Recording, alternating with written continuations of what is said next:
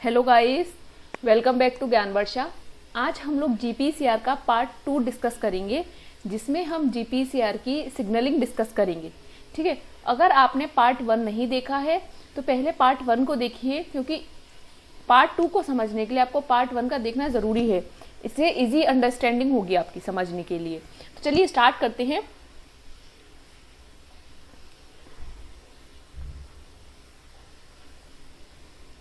अगर हम सिग्नलिंग को समझें तो हमें पता है ये हमारा रिसेप्टर है। ठीक है, रिसेप्टर में, और ये रिसेप्टर पर कोई भी लाइगेंड ने अभी तक बाइंडिंग शो नहीं कर रखी है। जी प्रोटीन इनएक्टिव है क्योंकि अभी तक कोई भी लाइगेंड बाइंड नहीं है। ठीक है, और जो जी प्रोटीन है जी अल्फा से जीडीपी बाउंड है। ये आपको दिख रहा है, ये जीडीपी बाउंड है।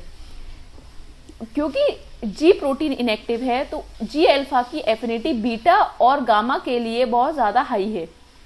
देन क्या हुआ कि लाइगेंड आके बाइंड किया। हियर लाइगेंड कोई भी हो सकता है, लाइगेंड हम बाद में डिस्कस करेंगे कि क्या है। लाइगेंड यहाँ पर क्या है, ये प्राइमरी मैसेंजर। जैसे ही लाइगेंड बाइंड करेगा वैसे ही रिसेप्टर में कन्फर्मेशनल चेंजेस होंगे। रिसेप्टर में कन्फर्मेशनल चेंजेस होने की वजह से क्या होगा, जो ये L3 लूप है, हमने लास्ट वीडियो में डिस्कस किया था L1, L2, L3 3 लूप्स होते हैं, जिसमें से जो ये L3 लूप है ये कांटेक्ट करता है जी अल्फा से।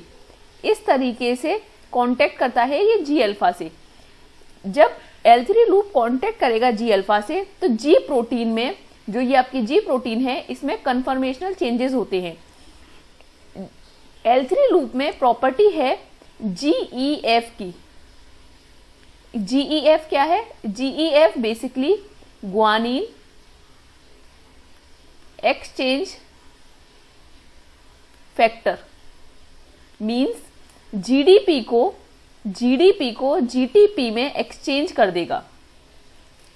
GEF L3 लूप जैसे ही जी प्रोटीन से कांटेक्ट करेगा, जी प्रोटीन में भी जी अल्फा से जब वो कांटेक्ट करता है तो L3 लूप में एक प्रॉपर्टी होती है GEF की, ग्वानिन एक्सचेंज फैक्टर की, जिसमें जीडीपी जो है जीटीपी में एक्सचेंज हो जाता है। पहले हमारा जीडीपी था, अब जी अल्फा के पास क्या आ गया है, जीटीपी। जैसे ही जी प्रोटीन एक्टिव हुआ वैसे ही क्या होता है, जी अल्फा की एफिनिटी कम हो जाती है बीटा गामा के लिए।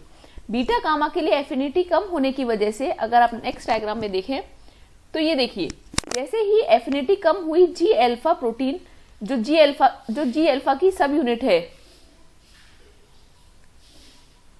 जो जी अल्फा की सब यूनिट है, वो एटीपी, साइटोसोल में एटीपी, काफी सारे साइटोसोलिक एटीपी प्रेजेंट होंगे, वो कन्वर्ट कर देता है CAMP में with the help of adenylyl cyclase. यहाँ पर इफेक्टर मॉलिक्यूल हम क्या बात कर रहे हैं, एडिनाइलिल साइक्लेस की। अगर आपको याद हो, हमने इफेक्टर मॉलिक्यूल डिस्कस किए थे, लाइक एडिनाइलिल साइक्लेस हो सकता है, ग्वानिल साइक्लेस। यहाँ पर हम एडिनाइलिल साइक्लेस लेके चल रहे हैं। जैसे ही एटीपी CAMP में कन्वर्ट हुआ, CAMP क्या है, साइक्लिक AMP। साइक्लिक AMP क्या करेगा, एक्टिवेट्स कर देगा PKA को। PKA क्या है, प्रोटीन काइनेस A, R2C2 है ये, मींस 2 इसकी रेगुलेटरी सब यूनिट होती हैं, 2 कैटालिटिक सब यूनिट होती हैं। तो PKA एक प्रोटीन काइनेस A है, ये काइनेस है, किस तरीके का काइनेस है, सेरीन थेरोनिन काइनेस।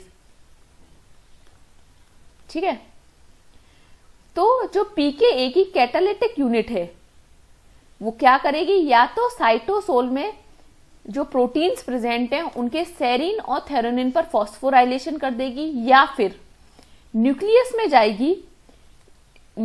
में जाएगी और न्यूक्लियस में एक प्रोटीन प्रेजेंट होती है CREB, CMP response element binding, जाके उसे फॉस्फोराइलेट कर देगी। CREB क्या करेगी, जब CREB फॉस्फोराइलेट हो जाएगी, वो एक्टिवेट हो जाएगी, वो CBP को एक्टिवेट करेगी। मींस कैसे एक्टिवेट करेगी, फॉस्फोराइलेट करके। जब CBP क्या है, CREB बाइंडिंग प्रोटीन, जब CBP एक्टिवेट हो जाएगी वो रिस्पॉन्स देगी। इस तरीके से पूरी सेल सिग्नलिंग चलती है। एक बार हम दोबारा डिस्कस करते हैं। देखिए,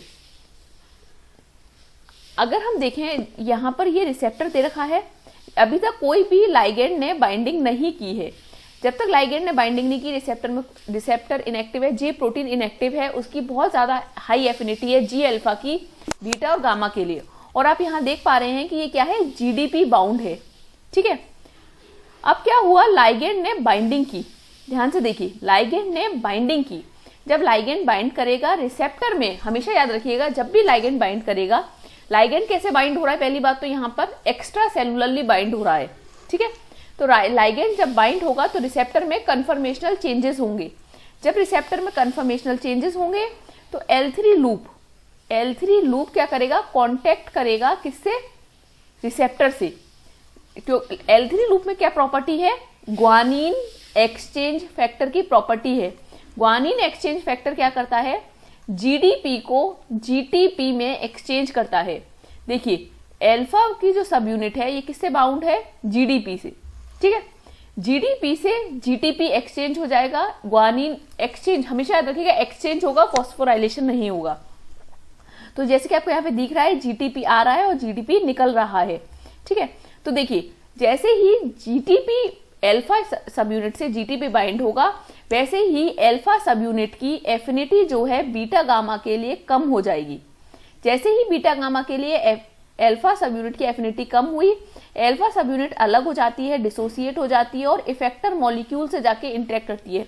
यहाँ पर इफेक्टर मॉलिक्यूल हम लेके चल रहे हैं एडिनाइलिल साइक्लेस।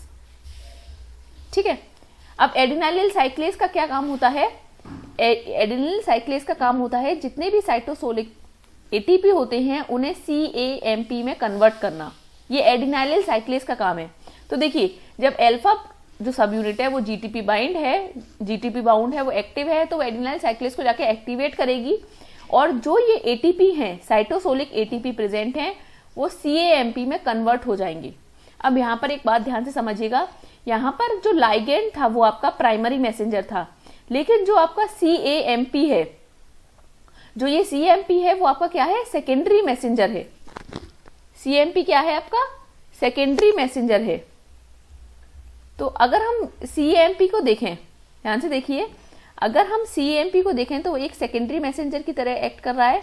सेकेंडरी मैसेंजर समझिए क्या होता है, सेकेंडरी मैसेंजर वो मैसेंजर है, पहली बात तो वो प्राइमरी मैसेंजर के रिस्पॉन्स में रिस्पॉन्स कर रहा है। मींस जैसे ही लाइगेंड ने बाइंडिंग की, साइटोसोलिकली कोई रिस्पॉन्स आया, सेल ने कोई रिस्पॉन्स दिया, दैट इज सेकेंडरी मैसेंजर। और ये सेकेंडरी मैसेंजर या तो साइटोसोल में या न्यूक्लियस में रिस्पॉन्स देगा, तो ये होता है आपका सेकेंडरी। तो यहाँ पर सेकेंडरी मैसेंजर कौन सा है, सीएएमपी। आई होप आपको सीएमपी का रोल समझ आया होगा। देन सीएमपी क्या करेगा, इन टर्न्स पीकेए को एक्टिवेट करेगा। सीएमपी क्या करेगा, पीकेए को एक्टिवेट करेगा, प्रोटीन काइनेज ए को। पीकेए का स्ट्रक्चर हम नेक्स्ट वीडियो में डिस्कस करेंगे। अगर आप पीकेए समझना चाहते हैं तो देखिए पीकेए की दो सब यूनिट होती है, एक होती है रेगुलेटरी, एक होती है कैटालिटिक। तो कैटालिटिक यूनिट एक्टिवेट होगी, पीकेए क्या है, एक सेरीन थ्योरेनिन काइनेज है, कैटालिटिक यूनिट एक्टिवेट होगी, या तो वो साइटोसोल में जो प्रोटीन्स हैं उनके सेरीन और थ्योरेनिन पर फॉस्फोराइलेशन करेगा, या फिर ये जो कैटालिटिक यूनिट है ये न्यूक्लियस में जाएगी। न्यूक्लियस में जाने के बाद ये क्या करेगी, सीआरईबी को, सीआरईबी प्रोटीन है, न्यूक्लियस में इनएक्टिव है। कैटालिटिक यूनिट क्योंकि एक काइनेज है, फॉस्फोराइलेट कर सकती है, तो CREB cAMP response element binding phosphorylation होगा उसका। देन सीबीपी पर फॉस्फोराइलेशन होगा और रिस्पॉन्स आएगा। ये पूरी सिग्नलिंग है। आई होप आपको क्लियर हुई होगी कि किस तरीके से सिग्नलिंग होती है। अब देखिए ये एक शॉर्ट में मैं आपके लिए को इजी रहे समझने में, मैं इसलिए आपके लिए लेके आई हूँ। देखिए ये एंजाइम है, अभी हमने डिस्कस किया कि एडिनाइलिल साइक्लेज है। सपोज कीजिए इफेक्टर मॉलिक्यूल क्या है हमारा, एडिनाइलिल साइक्लेज। तो सेकेंडरी मैसेंजर क्या आ रहा था हमारा, सीएएमपी। और कौन सा साइटोसोलिक एंजाइम एक्टिवेट हो रहा था, पीकेए। अभी हमने देखा अगर हमारा इफेक्टर मॉलिक्यूल ग्वानिलिल साइक्लेज है, ग्वानिलिल साइक्लेज, तो हमारा सेकेंडरी मैसेंजर क्या हो जाएगा, सीजीएमपी। एक ही जगह क्या आ जाएगा, बस जी, क्योंकि ग्वानिल है। ग्वानिलिल साइक्लेज की वजह से क्या हो जाएगा, सेकेंडरी मैसेंजर सीजीएमपी। और साइटोसोलिक एंजाइम कौन सा एक्टिवेट होगा, पीकेजी। ठीक है, अगर आपका इफेक्टर मॉलिक्यूल पीएलसी है, फॉस्फोलाइपेज सी, तो देखिए क्योंकि फॉस्फोलाइपेज सी है, इसे एक सबस्ट्रेट की रिक्वायरमेंट है, तो सबस्ट्रेट होता है PIP2।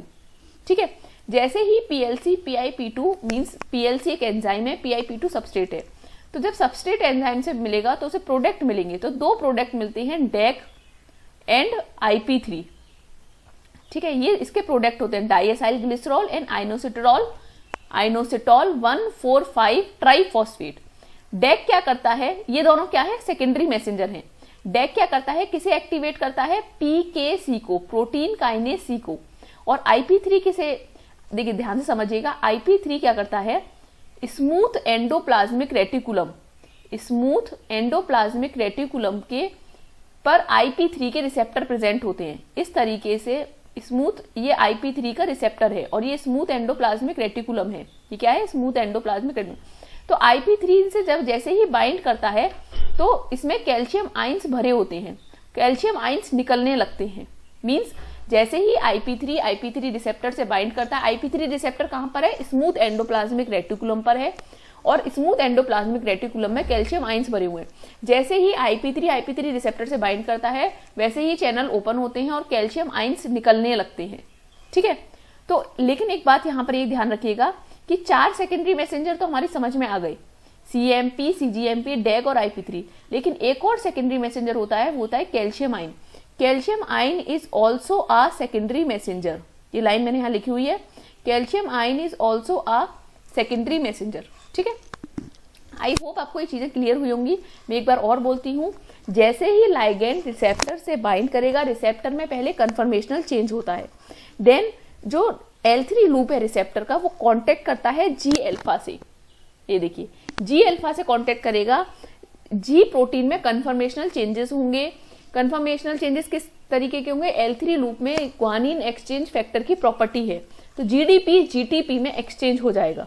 ठीक है, देन एफिनिटी कम हो जाएगी G अल्फा की बीटा गामा के लिए।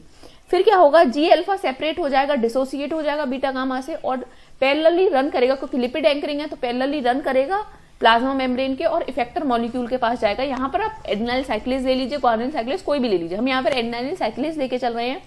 जैसे ही G अल्फा ने जाके इंटरेक्ट किया, जो कि GTP बाउंड है एडेनाइल साइक्लेज से, तो जो साइटोसोलिक ATP थे वो CAMP में कन्वर्ट हो जाते हैं।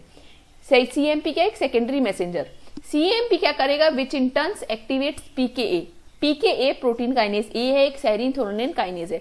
PKA की कैटालिटिक यूनिट या तो साइटोसोल में एक्ट करेगी या फिर न्यूक्लियस में। अगर साइटोसोल में एक्ट कर रही है तो साइटोसोल में जो प्रोटीन्स हैं उनके सेरीन और थेरोनिन पर जाके फॉस्फोराइलेट कर देगी, उन्हें एक्टिवेट कर देगी। अगर न्यूक्लियस में जा रही है तो न्यूक्लियस में जाके क्या होगा, न्यूक्लियस में एक प्रोटीन प्रेजेंट होती है CREB, CMP response element binding, वो जाके उसे फॉस्फोराइलेट करेगी। देन CREB CBP को फॉस्फोराइलेट करेगा और CBP क्या करेगा, रिस्पॉन्स देगी। आई होप आपको क्लियर हुआ होगा। अगर एडेनाइल साइक्लेज की जगह ग्वानिल साइक्लेज है सेकेंडरी मैसेंजर, तो CGMP सेकेंडरी मैसेंजर आ जाएगा और साइटोसोलिक एंजाइम क्या हो जाएगा, PKG। In the same way PLC है तो PLC के लिए सेकेंडरी मैसेंजर कौन से हो जाएंगे, डेग और IP3, और साइटोसोलिक एंजाइम क्या हो जाएगा, PKC एंड कैल्शियम आइन। चलिए अब हम कुछ क्वेश्चन की तरफ मूव ऑन करते हैं। ये क्वेश्चन है गेट 2012 का। देखिए क्वेश्चन है, choose the correct signal transduction pathway. पहला ऑप्शन है हार्मोन 7 ट्रांसमेम्ब्रेन रिसेप्टर, ठीक है, 7 transmembrane receptor, G protein, CMP, PK। तो आपको दिख रहा होगा, आपको पता है कि हार्मोन मींस कोई भी लाइगेंड जब बाइंड करेगा तो 7 ट्रांसमेम्ब्रेन रिसेप्टर से बाइंड करेगा ऑब्वियसली। ठीक है, देन क्या होगा, उसके बाद G प्रोटीन एक्टिवेट होती है। G प्रोटीन क्या करती है, CMP को लाती है और CMP क्या करता है, एक्टिवेट PKA को। तो ये फर्स्ट ऑप्शन करेक्ट है। अगर हम और ऑप्शंस की तरफ चलें तो देखिए, अगर सेकंड ऑप्शन की अगर हम बात करें तो उसमें लिख रहा है G protein, hormone G protein से बाइंड नहीं करता है, हार्मोन G प्रोटीन से बाइंड नहीं करता, तो ये ऑप्शन गलत हो गया। और अगर थर्ड ऑप्शन की तरफ देखें तो हार्मोन 7 ट्रांसमेम्ब्रेन रिसेप्टर से बाइंड करेगा, बिल्कुल सही। G प्रोटीन को एक्टिवेट करेगा, बिल्कुल सही, लेकिन पहले PKA नहीं आता, पहले क्या आता है हमारा CAMP एक्टिवेट होता है और CMP किसे एक्टिवेट करता है, PKA को, तो थर्ड ऑप्शन गलत हो गया। अगर हम फोर्थ ऑप्शन देखें, हार्मोन 7 ट्रांसमेम्ब्रेन रिसेप्टर लेकिन CAMP एक्टिवेट नहीं होता, पहले क्या होता है, G प्रोटीन एक्टिवेट होती है, इसीलिए क्या ऑप्शन करेक्ट है, फर्स्ट। नेक्स्ट चलते हैं हम, ये गेट 2008 में क्वेश्चन पूछा गया है, which of the following activate PKC protein kinase C। तो अभी हम देख के आ रहे हैं, देखिए ऑप्शन दे रखा है IP3, साइक्लिक AMP, आइनोसिटॉल और डेग। अभी हम देख के आ रहे हैं कि जो हमारा डेग होता है वो क्या करता है, PKC को एक्टिवेट करता है, ठीक है, IP3 किसे, कैल्शियम आयंस को। तो करेक्ट आंसर क्या हो जाएगा, डेग, फोर्थ ऑप्शन, ठीक है। चलिए नेक्स्ट चलते हैं। DBT 2010 में ये क्वेश्चन पूछा गया था, elevation of intracellular inositol triphosphate IP3 result in the release of calcium ion from which of the following organelles, mitochondria, smooth endoplasmic reticulum, peroxisome और गोल्गी कॉम्प्लेक्स। तो आपको समझ आ रहा होगा स्मूथ एंडोप्लाज्मिक रेटिकुलम, क्यों, क्योंकि अभी हमने डिस्कस किया कि IP3 के रिसेप्टर किसके पास प्रेजेंट होते हैं, स्मूथ एंडोप्लाज्मिक रेटिकुलम के पास। स्मूथ एंडोप्लाज्मिक रेटिकुलम में क्या भरा होता है, कैल्शियम आयंस। देखिए इस तरीके से समझिए, ये आपका स्मूथ एंडोप्लाज्मिक रेटिकुलम है, यहाँ पर कैल्शियम आयंस भरे हुए हैं, ठीक है, ये कैल्शियम आयंस भरे हुए हैं। ये क्या है, IP3 का रिसेप्टर है, ठीक है। अब जैसे ही ये IP3 आके बाइंड करेगा, ये रिसेप्टर, ये चैनल खुल जाएगा और कैल्शियम आयंस बाहर रिलीज हो जाएंगे। तो IP3 के रिसेप्टर किसके पास होते हैं, स्मूथ एंडोप्लाज्मिक रेटिकुलम के पास। Next question, diacyl glycerol is known to activate, IIT JAM 2011 में क्वेश्चन आया है, diacyl glycerol is known to activate phospholipase A, phospholipase C, PKA, PKC। तो हमें पता है डेक किसे एक्टिवेट करता है, डेक किसे एक्टिवेट करता है, PKC को, प्रोटीन काइनेज C को, ठीक है। तो क्या करेक्ट ऑप्शन है, PKC, D option is correct, ठीक है। आई होप आपको ये चीजें क्लियर हुई होंगी, पूरा GPCR का सिग्नलिंग क्लियर हुआ होगा। नेक्स्ट वीडियो में हम लोग PKA का स्ट्रक्चर डिस्कस करेंगे और लाइगेंड्स के बारे में देखेंगे। अगर कोई भी डाउट हो तो आप या तो टेलीग्राम चैनल में कमेंट में मुझसे पूछ सकते हैं, वहां पर ग्रुप बना हुआ है टेलीग्राम पर, तो वहां पर पूछ सकते हैं, या फिर आप मुझे पर्सनली मेल करके gyanvarshaquery@gmail.com पर मेल करके पूछ सकते हैं। आपको ये सिग्नलिंग तभी समझ आएगी जब आप पार्ट 1 देखेंगे। तो मैं पार्ट 1 का जो लिंक है वो वीडियो के एंड में, मतलब यहाँ पर एंड में दे दूंगी और डिस्क्रिप्शन बॉक्स में भी उसका लिंक दे दूंगी। अगर आपको वीडियो पसंद आई है तो आप इसे लाइक कर सकते हैं और कमेंट कर सकते हैं। Thank you.